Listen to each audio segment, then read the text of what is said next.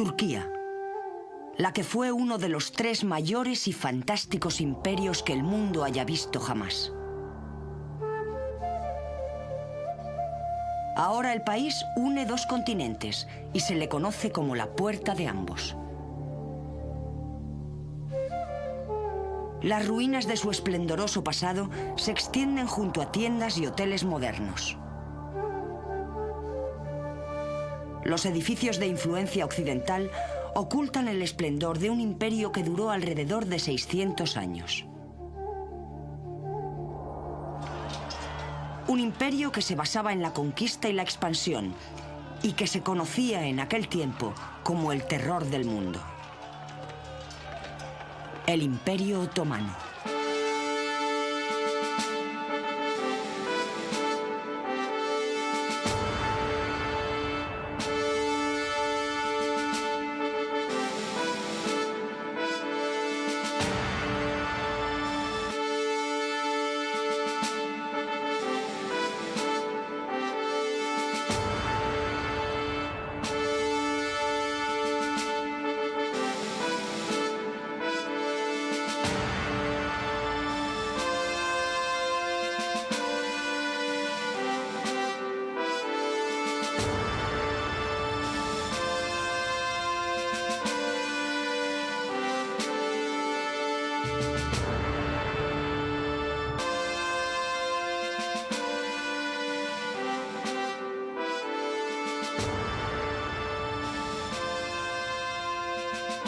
Civilizaciones antiguas. El Imperio Otomano.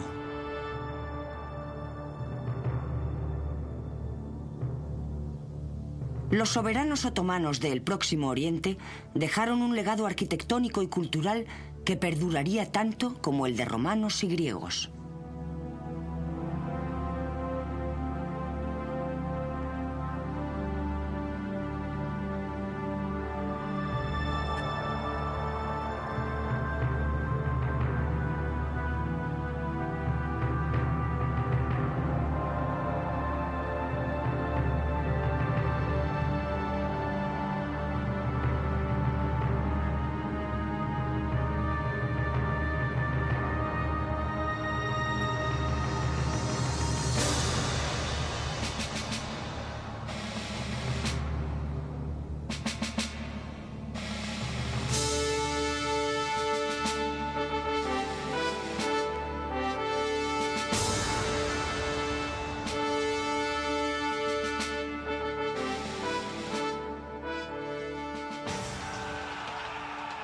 El pintoresco reino de los otomanos abarcó periodos de conflicto como las cruzadas.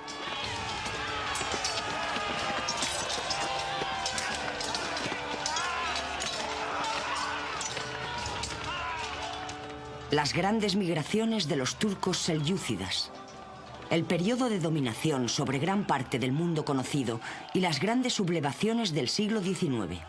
El final definitivo del Imperio Otomano fue durante la Primera Guerra Mundial.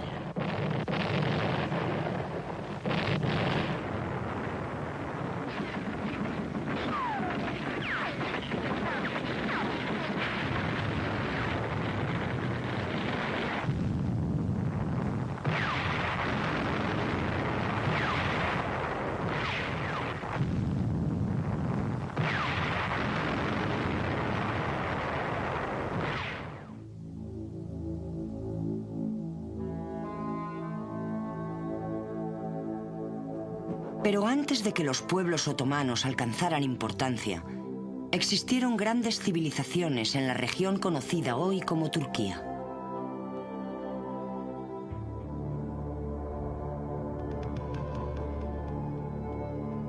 Se cree que la fabulosa ciudad de Tron, lugar de la legendaria guerra de Troya, como se describe en la Ilíada de Homero, estaba situada en Troas, en la Anatolia turca.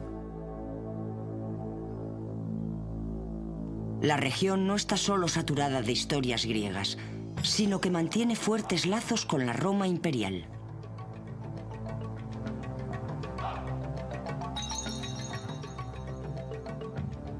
Tras dividirse el Imperio Romano en Oriente y Occidente, en el tercer siglo después de Cristo, el emperador Constantino fundó Constantinopla, hoy Estambul, donde estaba la antigua Bizancio.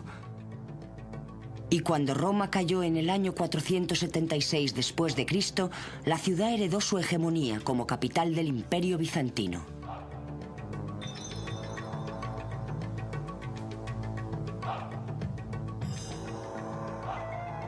El Imperio Bizantino se mantuvo durante casi un milenio y alcanzó su esplendor bajo el poder de los otomanos.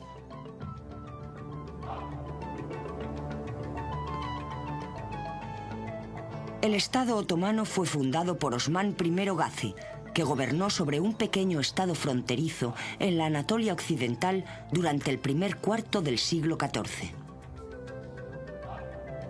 El origen de este estado se encontraba en las estepas de Asia Central, donde vivían las tribus nómadas de Turkamán.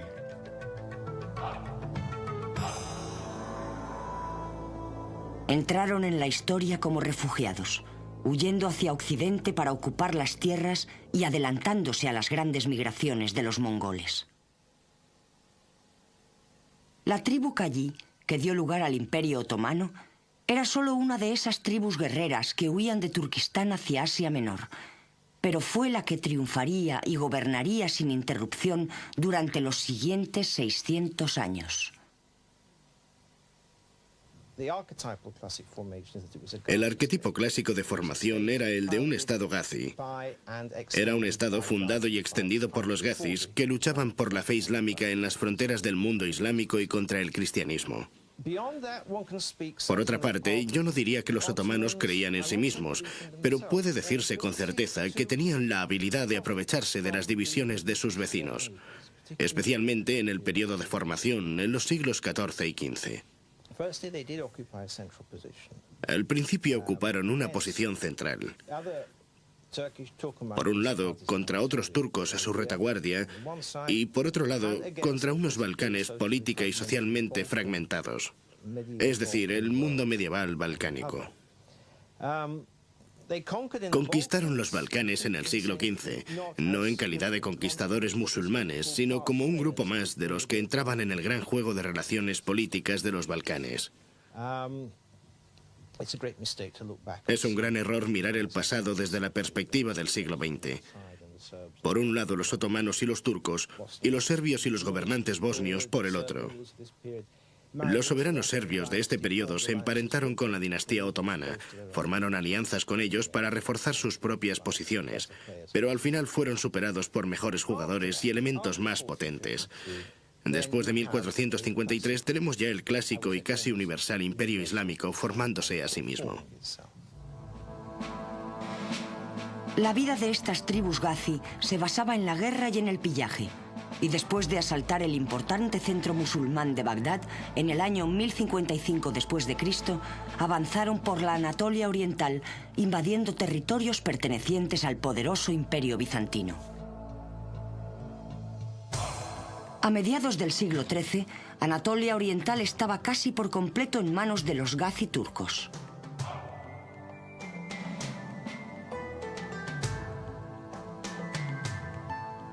Osmán sacó partido de la debilidad inherente a los bizantinos y se aseguró el botín mediante la invasión del territorio cristiano.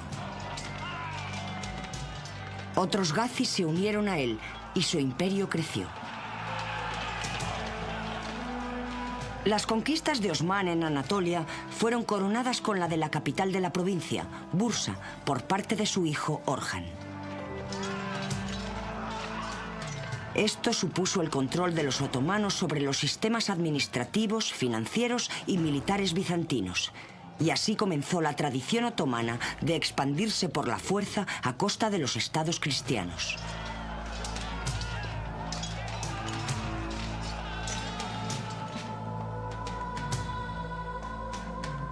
Hacia el año 1400, como resultado de las conquistas otomanas, solamente Macedonia y Tracia estaban directamente bajo gobierno bizantino, y el propio imperio se había convertido en un vasallo otomano.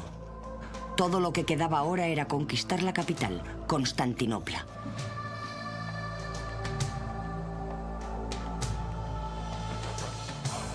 La transformación del Principado otomano en un vasto imperio que cubría Europa suroriental, Anatolia y el mundo árabe se llevó a cabo en 3 significativas campañas entre los siglos XIV y XVI.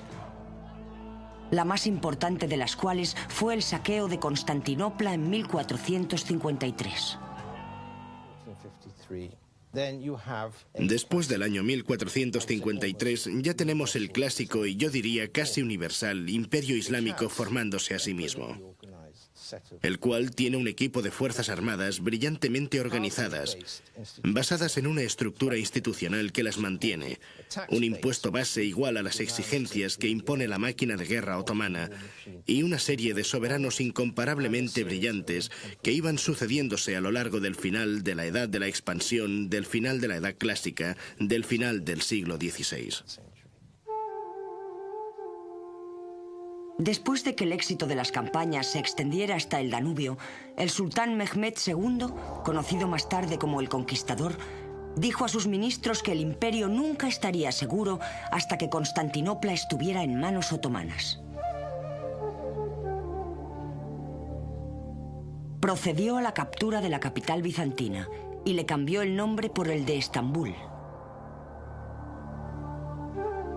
Coronando las colinas con mezquitas y palacios, como el famoso Palacio de Topkaki, el cual todavía domina sobre la moderna ciudad de Estambul.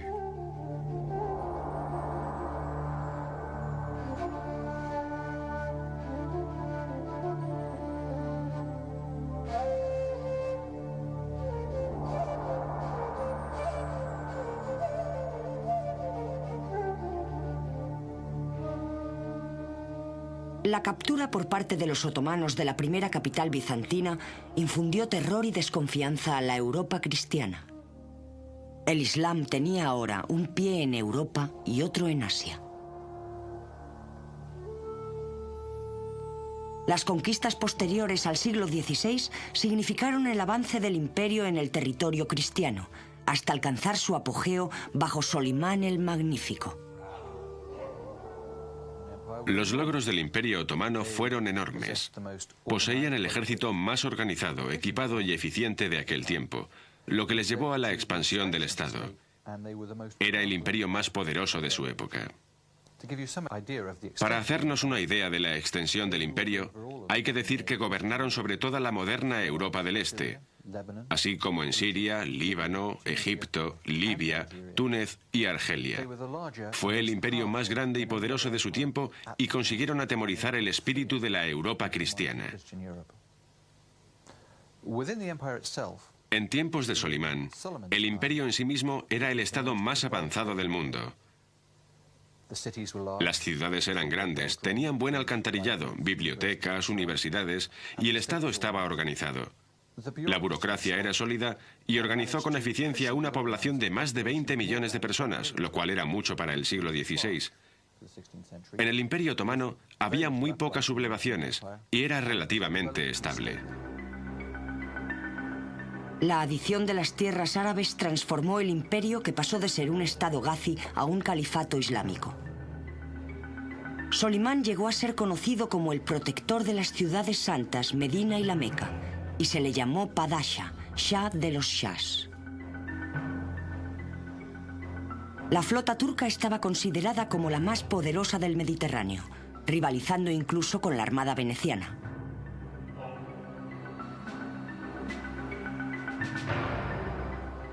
Dos siglos de conquistas y expansiones continuas transformaron el Imperio Otomano en el mayor de su época.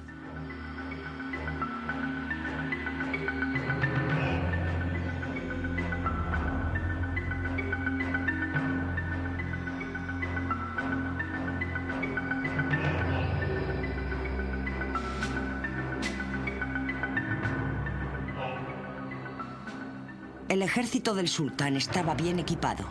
Uniformado con armaduras, sus trabajos en metal eran famosos en todos los ejércitos de Europa.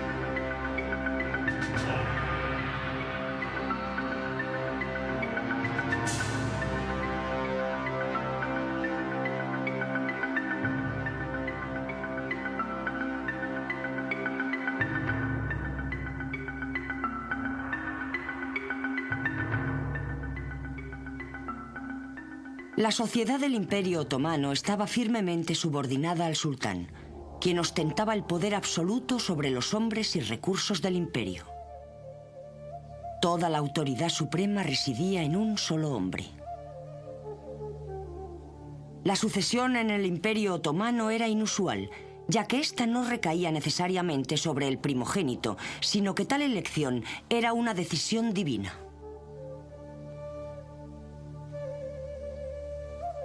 Durante los siglos XV y XVI, cuando los príncipes cumplían 12 años, eran enviados a lejanas regiones del imperio para que aprendieran los asuntos del gobierno provincial. Y generalmente, el hijo que llegaba primero a Estambul tras la muerte del sultán era quien heredaba el título. Mehmet el Conquistador promulgó una ley secular sultánica de fratricidio, el Kanuname, inspirada en una antigua costumbre turca. La primera tarea del nuevo sultán era ordenar la ejecución de sus hermanos. Esta ley pretendía proporcionar estabilidad asegurando una única línea de sucesión y previniendo guerras civiles por odios de sangre entre los herederos.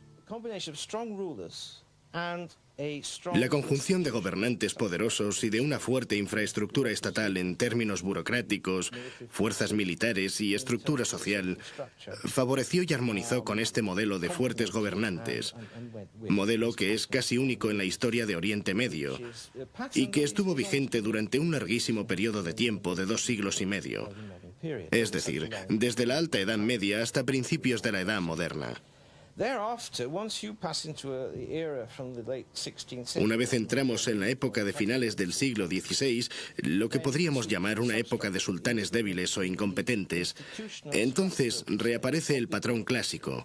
La infraestructura, la estructura institucional del Estado, de la burocracia e incluso de las fuerzas militares, las cuales sufrieron una revolución en este momento. Yo resaltaría principalmente la burocracia financiera, la parte menos apreciable para un observador, pero con mucho la más significativa a la hora de mantener unido el imperio, aumentar los ingresos e idear estratagemas para la supervivencia y continuidad del Estado durante los siglos XVII y XVIII.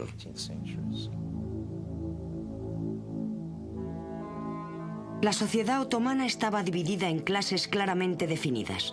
Y en pocas palabras podemos señalar 2 grandes grupos, los gobernantes y los gobernados.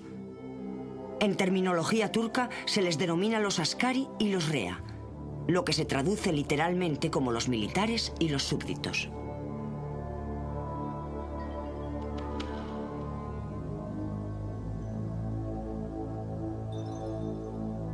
La espina dorsal de los askari estaba formada por los deushomi, jóvenes campesinos cristianos recogidos de los pueblos del imperio a modo de impuesto. Llevados al palacio de Topkaki en Estambul, sin poder volver a ver a sus familias, los muchachos sufrían un entrenamiento largo y arduo, bajo una estricta disciplina. La educación implicaba la conversión a la fe islámica, saber leer y escribir en turco, árabe y persa. Y lo más importante de todo, una completa obediencia y lealtad al sultán. Esto era absolutamente primordial, y todos los deushomi aprendían que la bendición más grande que podían recibir era morir al servicio del sultán. Los deushomi crearon un cuerpo profesional de hombres altamente preparados y leales, que carecían de todo lazo familiar. Dedicados al servicio del sultán y a pesar de su categoría de esclavos, disfrutaban de una inmensa riqueza y poder como élite de la clase gobernante otomana.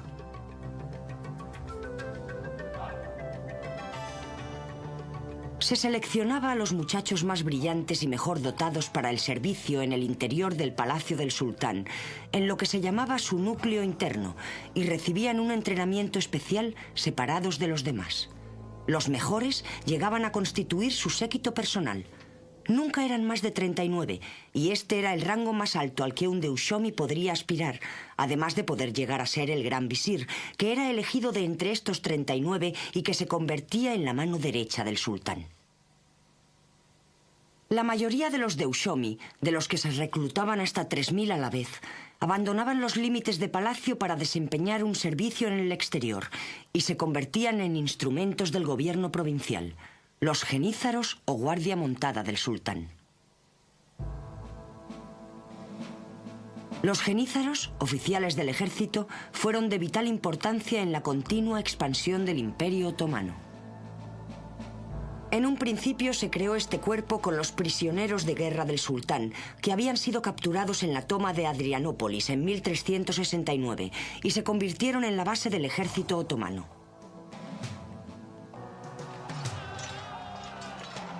Eran muy temidos por los ejércitos cristianos de Europa, y el éxito de las conquistas otomanas se debe realmente a la existencia de estos genízaros tan bien equipados y organizados. Aunque los genízaros no podían contraer matrimonio, se les compensaba con un gran poder. Eran los responsables de la salvaguarda de los derechos de los musulmanes y solo tenían que rendir cuentas ante el sultán. Formaban las leales tropas de guerra del sultán y en tiempos de Solimán eran casi 14.000, jugando un papel muy importante en un imperio en constante expansión. Para aquellos musulmanes de nacimiento, el único camino hacia la clase gobernante de los askari era convertirse en un miembro de la ulima, la institución de los sabios. La ulima la constituía un grupo de hombres doctos, educados en instituciones musulmanas, y de allí salían los eruditos, profesores, abogados y jueces del Imperio Otomano. Su trabajo consistía en propagar por el imperio la fe islámica y hacer cumplir las leyes y enseñanzas religiosas. Ser miembro de la ulima conllevaba la ventaja fiscal de estar exento de impuestos, pero no tenían la misma autoridad y prestigio que los genízaros.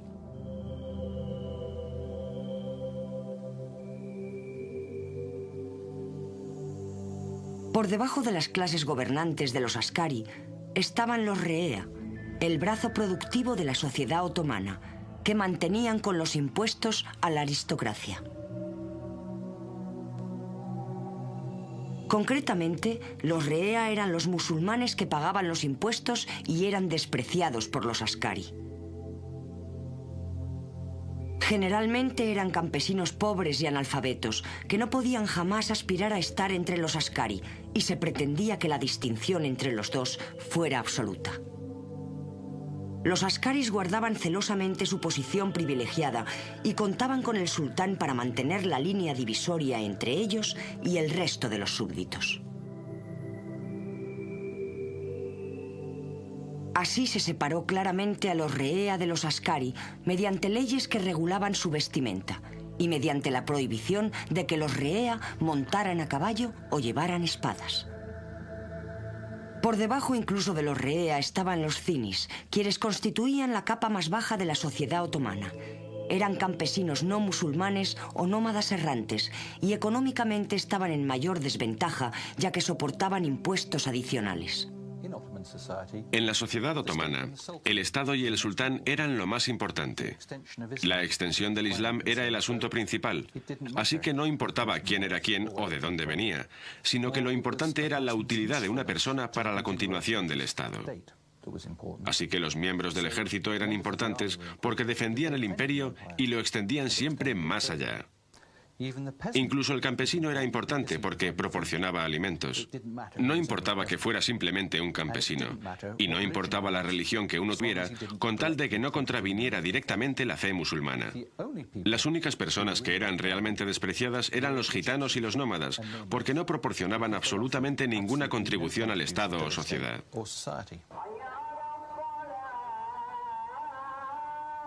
La religión era un aspecto importante de la vida otomana. Las creencias en el Imperio Otomano no eran normales en su época, ya que practicaban una gran tolerancia religiosa. Por supuesto, la mayoría de aquellos que vivían en el imperio eran musulmanes, o por nacimiento o por conversión, pero también había minorías de cristianos ortodoxos, judíos, armenios y otros. Solamente la Iglesia Católica Romana estaba absolutamente discriminada. Las distintas religiones estaban organizadas por unas comunidades legalmente reconocidas llamadas mijos, y sus miembros eran libres para vivir de acuerdo con sus propias costumbres y tradiciones, mientras éstas no contravinieran al Estado.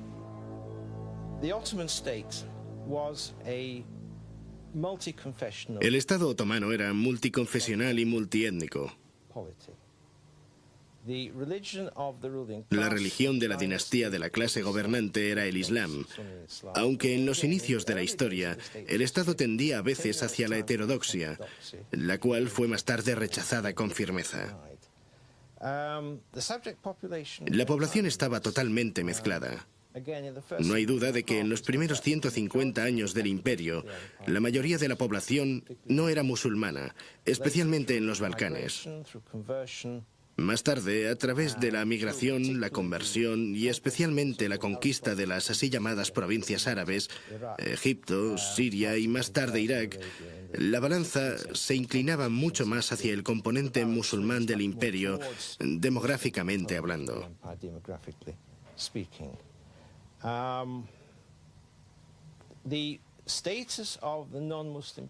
El estado de la población no musulmana estaba gobernado por las leyes islámicas acostumbradas. Para ponérselo más difícil, tenían ciertas desventajas que afectaban a su situación tributaria, su posición social o su incapacidad para casarse. Por ejemplo, un musulmán otomano podía casarse con una mujer cristiana, pero no al revés. También existían otros impedimentos que variaban de un siglo a otro, y en realidad, en muchos casos, de un reino a otro.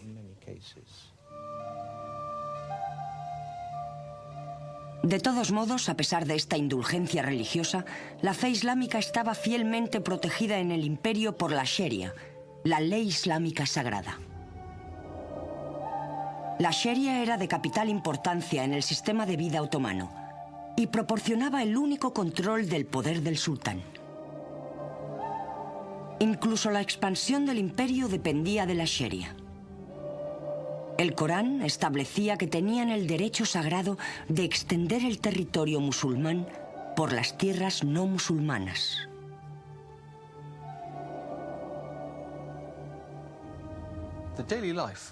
La vida diaria de los miembros de la sociedad otomana estaba basada en torno a la religión, y esto era fundamentalmente por la aplicación de la Sharia, la ley islámica. Se consideraba que el seguimiento de la Sharia era más importante que la lealtad al sultán. El día estaba regulado por las oraciones hacia la Meca. En efecto, la llamada de la mezquita llegó a ser el reloj, y todos sacaban sus esteras de oraciones cara al este y rezaban al menos 4 veces al día. El seguimiento de este régimen era muy importante. Sin embargo, debe recordarse que no todos los habitantes del Imperio Otomano eran musulmanes, y había una tolerancia considerable hacia los no musulmanes. Desde luego, las enseñanzas de la ulima intentaban convertir a la mayor cantidad de población posible al Islam.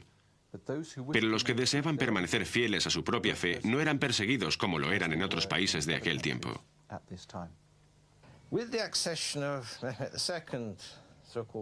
Con la llegada del segundo conquistador en 1451, podemos empezar a hablar de un absolutismo sultánico. Aunque incluso allí, a pesar del poder del soberano, de su absoluto poder sobre su propia casa, hombres y sirvientes, y a pesar de su incontestado papel como soberano del Estado, a pesar de todo ello, se encontraba limitado en lo que podía o no podía hacer por la ley islámica, la Sharia, y por las leyes acostumbradas.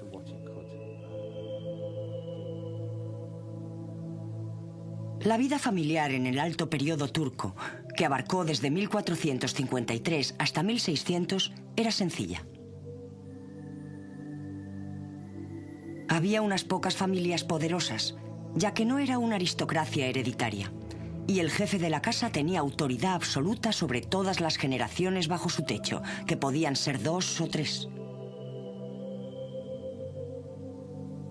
Nadie en la familia podía comer con el jefe de la casa, a menos que estuviese invitado, y nadie podía dar un bocado hasta que él no hubiese empezado. Ni siquiera sus hijos podían sentarse en la misma habitación que él sin su permiso.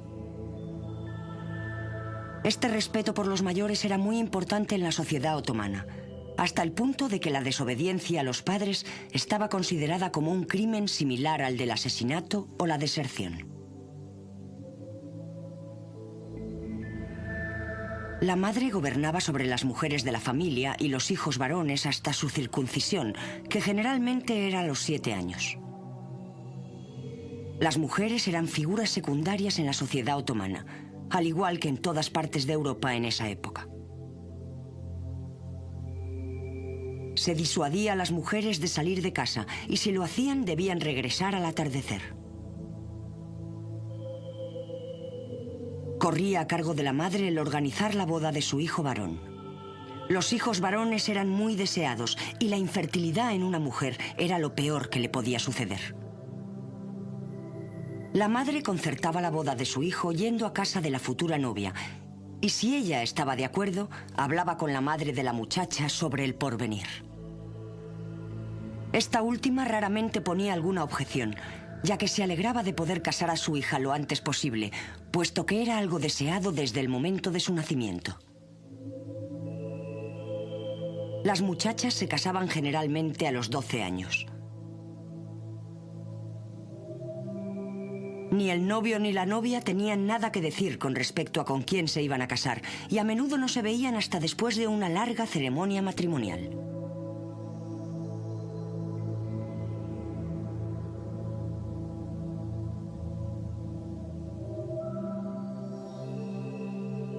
En la sociedad otomana, los hombres podían tener hasta 4 mujeres a la vez y concubinas, siempre que las mantuvieran en casas separadas, mientras que las mujeres solamente podían tener un marido.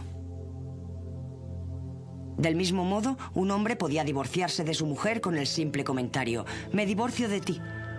Pero para una mujer era casi imposible divorciarse de su marido sin su consentimiento.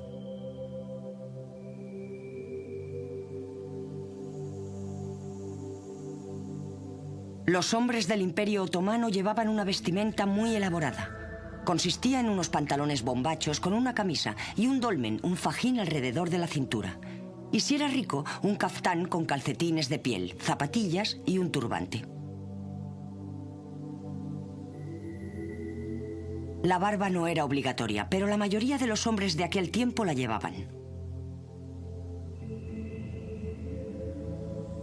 La vestimenta de las mujeres venía determinada por su posición social. Las campesinas llevaban pantalones largos hasta los tobillos, un blusón largo y normalmente iban descalzas.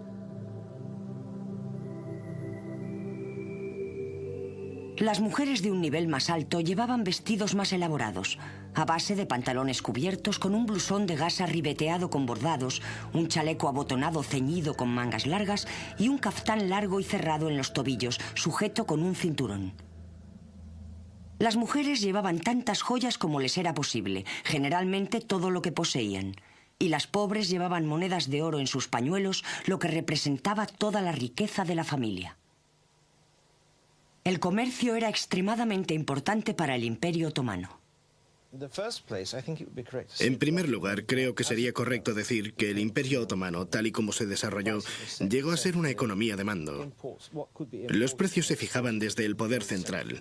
El gobierno central controlaba lo que se podía importar y exportar, y el Estado procuraba proporcionar facilidades, protección y salvoconductos a los mercaderes que venían al imperio desde el exterior.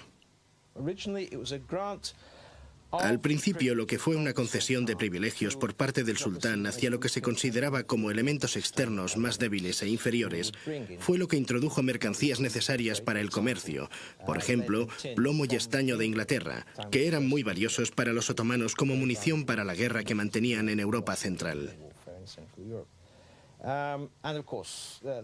Y por supuesto había un comercio de exportación que solo se desarrolló realmente a finales del siglo XVIII, orientado hacia productos de exportación tal y como se entendía en términos de imperialismo europeo: tabaco, algodón procedente de Egipto y mercancías de este tipo.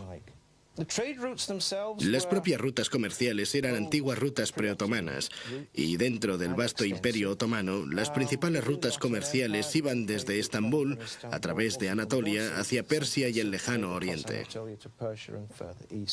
En los Balcanes, desde Estambul hasta la costa occidental del Mar Negro y hacia Polonia y Crimea. Las rutas mercantiles rodeaban el mar Egeo y llegaban hasta las tierras eslavas. En el Mediterráneo, llegaban concretamente hasta Venecia. Las excelentes relaciones entre el Imperio Otomano y Venecia fueron de una importancia significativa. La conquista de los Balcanes abrió nuevas rutas terrestres para la importación de productos de Europa, mientras que los artículos de lujo como algodones, sedas, especias, arroz, azúcar y jabón se importaban desde Oriente. El emplazamiento turco en la ruta de la seda hacia China significó el auge de la industria textil, y todavía hoy el país sigue siendo famoso por su producción de alfombras. La fabricación de alfombras comenzó como una artesanía popular, pero evolucionó convirtiéndose en una técnica artesana altamente desarrollada. A medida que se hacían mayores intercambios culturales entre las ciudades y el imperio se expandía por el Azerbaiyán y Egipto, los tejedores turcos fueron adoptando nuevos colores y técnicas. El tinte vegetal rojo de Persia daría a las alfombras turcas su color característico y se convirtió en un secreto arduamente guardado. Pero fue la combinación de los adornos de nudo persa, la sedosa lana egipcia y los modelos tradicionales turcos lo que configurarán la manifestación más refinada del arte otomano. Los modelos de las alfombras incluían hojas, rosetones, zarcillos y flores naturalistas.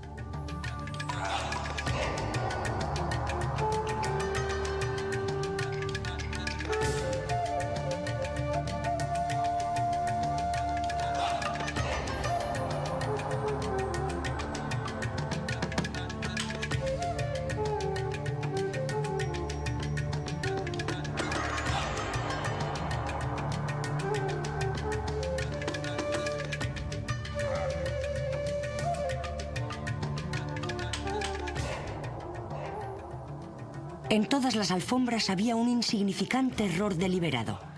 Quizá un nudo o un poco de blanco sobre otro color. Con esto se pretendía evitar el mal de ojo provocado por la envidia, que según la leyenda recaía sobre cualquier objeto perfecto. El mayor centro de seda del imperio era Bursa, y con el crecimiento de la demanda de alfombras, el comercio floreció por todo el imperio. A pesar de ello, incluso estando el Imperio Otomano en su cima de esplendor artístico y triunfo militar, los crujidos de su ocaso empezaban a manifestarse. Los problemas que afrontaron los otomanos a finales del siglo XVI eran muy complicados.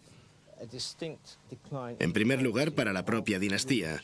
Un claro ocaso tras el final del reinado de Solimán que puede muy bien remontarse a problemas en la propia familia imperial, en su reinado. Problemas que tuvieron al final efectos muy negativos en la sucesión.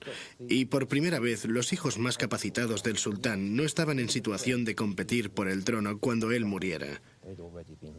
Ya habrían sido liquidados por su padre ante la certeza real o imaginaria de la existencia de conspiraciones contra él. Así que este es el primer elemento, la dinastía. El segundo elemento es mucho más difícil de precisar. Hay alguna evidencia que permite sugerir que desde finales del siglo XVI la máquina militar otomana dejó de ser tan efectiva como lo había sido en los 2 siglos anteriores. Las razones de ello son de nuevo difíciles de comprender. En parte, el imperio era demasiado grande. Había sido una víctima de su propio éxito.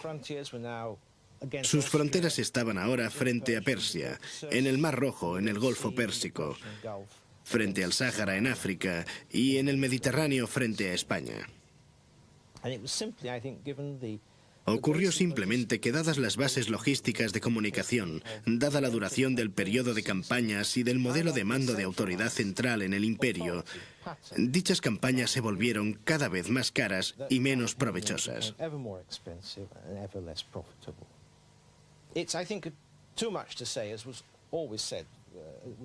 El influjo de la plata española procedente del Nuevo Mundo, que se introducía en la economía otomana de finales del siglo XVI, tuvo de hecho un efecto de inflación que arruinó toda la estructura gubernamental.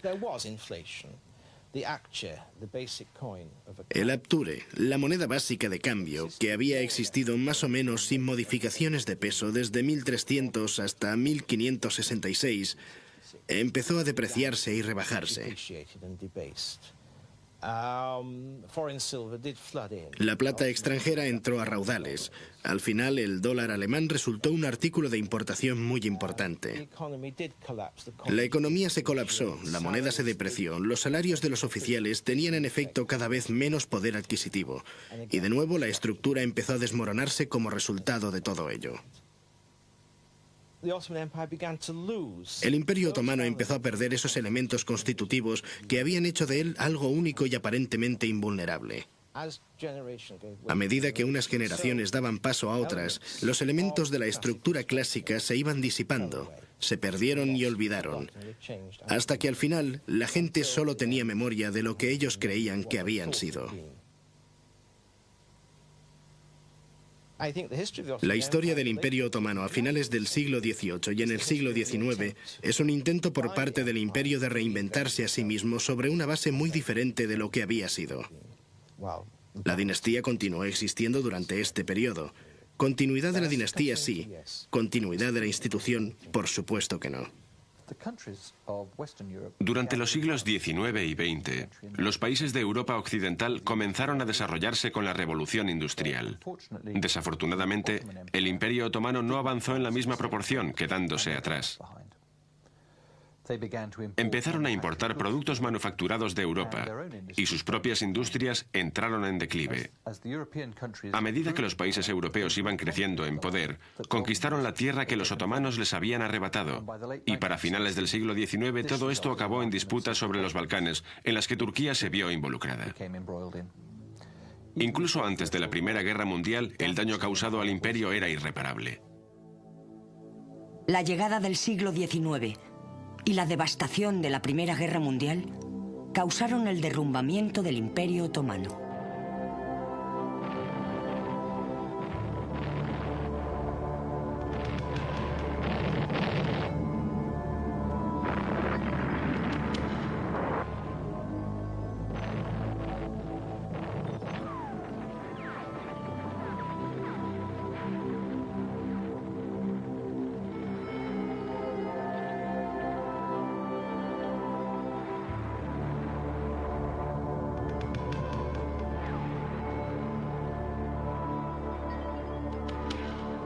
Después de haber perdido todas las tierras, retrocedieron hacia la península de Anatolia, creando el Estado moderno de Turquía.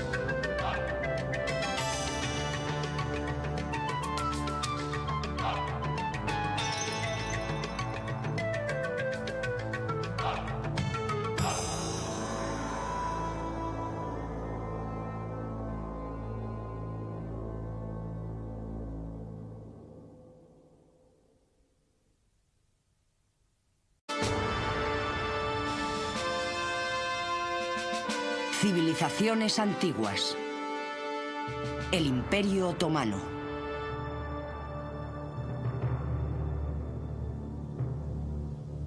Los soberanos otomanos del Próximo Oriente dejaron un legado arquitectónico y cultural que perduraría tanto como el de romanos y griegos.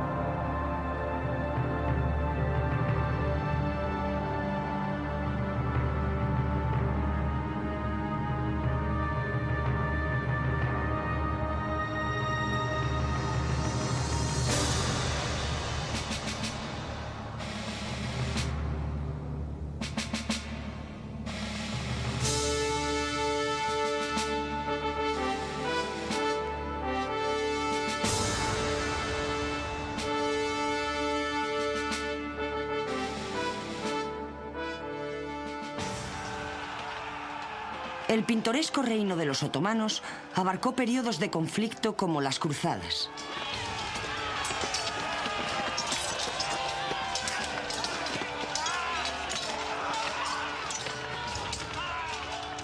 Las grandes migraciones de los turcos selyúcidas.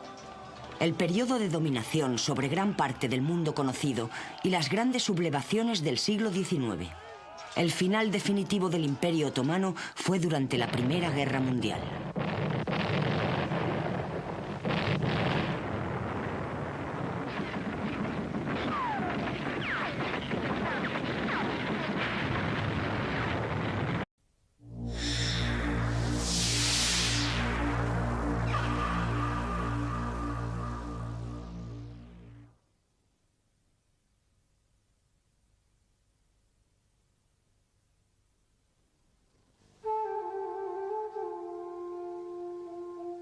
Turquía, la que fue uno de los 3 mayores y fantásticos imperios que el mundo haya visto jamás.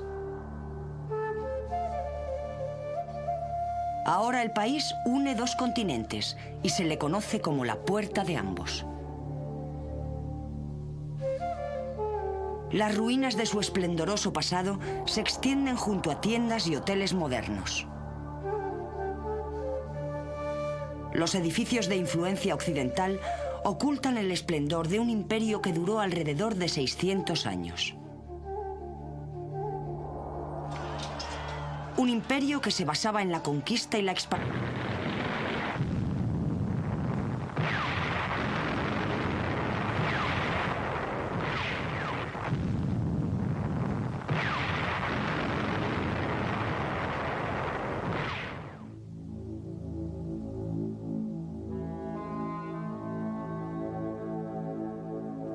Pero antes de que los pueblos otomanos alcanzaran importancia, existieron grandes civilizaciones en la región conocida hoy como Turquía.